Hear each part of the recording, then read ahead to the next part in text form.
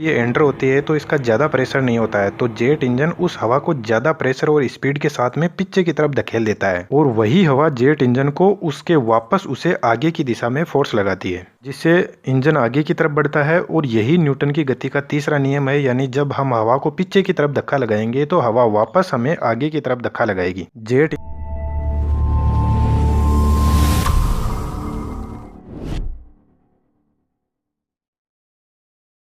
Jet engine लगभग सभी एक ही हिसाब से काम करते हैं, इसलिए आजकल जो सबसे ज़्यादा जेट इंजन यूज होते हैं कमर्शियल फ्लाइट में भी जिनका यूज होता है उसकी अपन बात करते हैं यहाँ पर। जो जेट इंजन में यह आप आगे की तरफ एक फैन देख रहे हैं, यह जेट इंजन में एक प्रकार का नया आविष्कार है। यदि ये फैन नहीं लगा हो तो बाकी जो भी बचा हुआ इंजन है उसको हम बोलेंगे टर्बो जेट इंजन। लेकिन इस नए आविष्कार या इन्वेंशन के बाद में इस इंजन का नाम रख दिया गया है टर्बो फैन इंजन। और इस अकेले फैन में इतनी पावर होती है कि 90% तक फोर्स अकेला फैन ही लगा सकता है हवाई जहाज को आगे धकेलने में। और दूसरा इस फैन का फायदा ये भी है कि ये टर्बो इंजन में फ्यूल का कंजम्पशन को भी कम करता है। अब अपन इंजन के अंदर की तरफ देखते हैं और जेट इंजन की इंटरेस्टिंग टेक्नोलॉजी के समझते हैं। तो दोस्तों एक बार फिर से स्वागत है आपका अपने इस लाइव अड्डा में। यदि आगे की तरफ यह सिर्फ अकेला फैन लगाया जाए जो इतना बड़ा है, तो यह ना कोई टर्बो जेट इंजन है ना कोई टर्बो फैन इंजन है, यह सिर्फ एक नॉर्मल इंजन है जो हवा को पीछे की तरफ धकेलता है। अब यह एक सिंपल फैन से कब टर्बो फैन इंजन में कन्वर्ट हो जाता है उसकी आगे की प्रोसेस हम समझते हैं।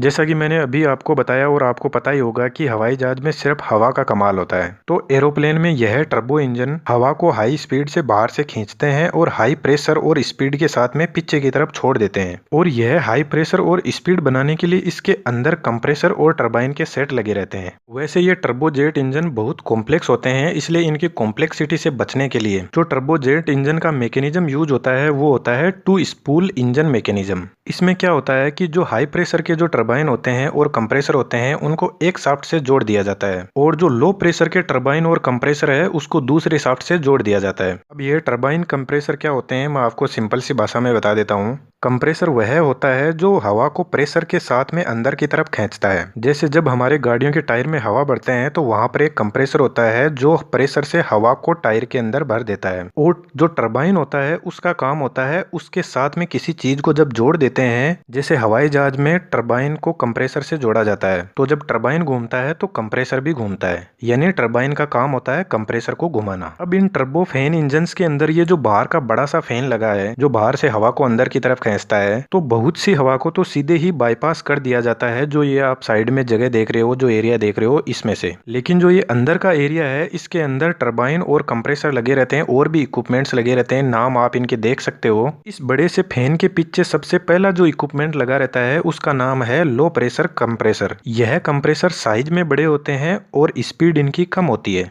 और अब इसके बाद में जो इक्विपमेंट लगा रहता है उसका नाम है हाई प्रेशर कंप्रेसर। इनकी स्पीड ज्यादा होती है और यह साइज में छोटे होते हैं। और इस कंप्रेसर के बाद में लगा रहता है कंबंशन चेंबर जिसके अंदर फ्यूल जलता है। और इस कंबंशन चेंबर के बाद में लगा रहता है हाई प्रेशर टरबाइन जिसकी साइज छोटी होती है पर स्पीड बहुत ज्यादा होती है। और जैसा कि मैंने आपको बताया था कि टरबाइन है जो कंप्रेसर को घुमाता है, तो यह जो हाई प्रेशर टरबाइन है यह घुमाता है हाई प्रेशर कंप्रेसर को। यह दोनों एक ही शाफ्ट से जुड़े रहते हैं और ये जो शाफ्ट होती है वो अंदर से खोखली होती है। और वो खोखली क्यों होती है वो अभी आपको पता चल जाएगा। और इसके बाद में जो सबसे लास्ट में जो इक्विपमेंट लगा रहता है वो होता है लो प्रेशर टरबाइन। यह साइज में बड़े होते हैं और इनकी भी स्पीड कम होती है। और जो यह टरबाइन है यह घुमाता है लो प्रेशर कंप्रेसर को। और ये दोनों भी ये जो खोखली शाफ्ट है इसके अंदर से आपस में दोनों जुड़े रहते हैं एक ही शाफ्ट से। और इसी शाफ्ट से जुड़ा रहता है ये आगे वाला फैन। इसी को बोलते हैं टू स्पूल इंजन मैकेनिज्म जो जेट इंजन में यूज होता है। सबसे पहले जब यह बड़ा वाला फैन हवा को अंदर की तरफ खींचता है तो लगभग हवा, जैसे मैंने अभी बताया था कि बाहर में साइड में से निकल जाती है।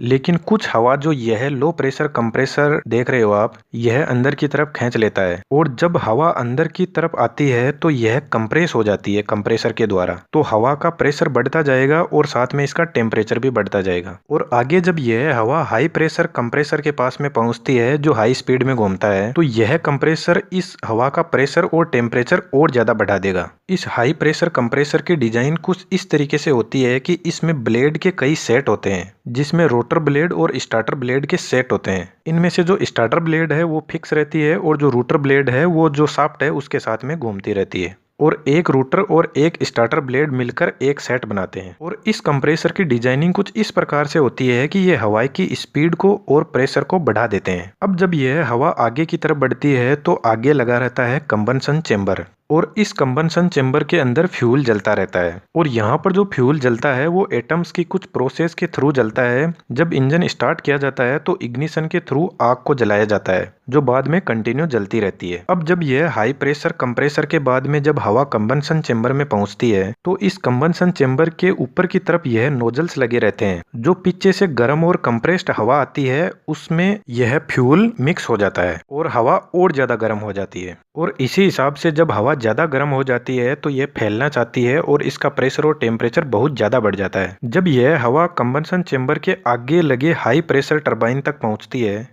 तो इस टरबाइन का आकार कुछ इस प्रकार होता है कि जो गर्म हवा कंबंशन चेंबर और कंप्रेसर से अपने को मिल रही है उसको थोड़ा फैला देगा और उस हवा का प्रेशर कम हो जाएगा। वरना ज्यादा प्रेशर से इंजन फट भी सकता है, क्योंकि हमारा काम था हवा को हाई स्पीड से पीछे की तरफ धकेलना और यह काम कंप्रेसर और कंबंशन चेंबर में हो जा रहा है। तो फिर यह टरबाइन थोड़ा हवा के प्रेशर को कम कर देते हैं और यह इंजन को आगे की तरफ भी धकेलता है। और ये जो हाई प्रेशर टरबाइन देख रहे हो यही घुमाता है हाई प्रेशर कंप्रेसर को, क्योंकि दोनों एक ही हिसाब से जुड़े रहते हैं। और जब यह कंबंशन चेंबर इस इंजन में जुड़ जाता है तो यह बन जाता है एक टर्बोफैन जेट इंजन। अब यह गर्म गैसेस पहुंचती है लो प्रेशर टरबाइन तक, तो यह टरबाइन भी घूमने लगता है और यह घुमाता है आगे लगे फैन को और लो प्रेशर कंप्रेसर को। और इस टरबाइन की डिजाइन भी कुछ इस तरीके से होती है कि यह इंजन को आगे की तरफ धकेलता है। और पीछे की तरफ देख रहे हो आप यह नोजल जिसका साइज थोड़ा छोटा होता है, जो हवा हाई स्पीड में आगे की तरफ से आ रही है उसको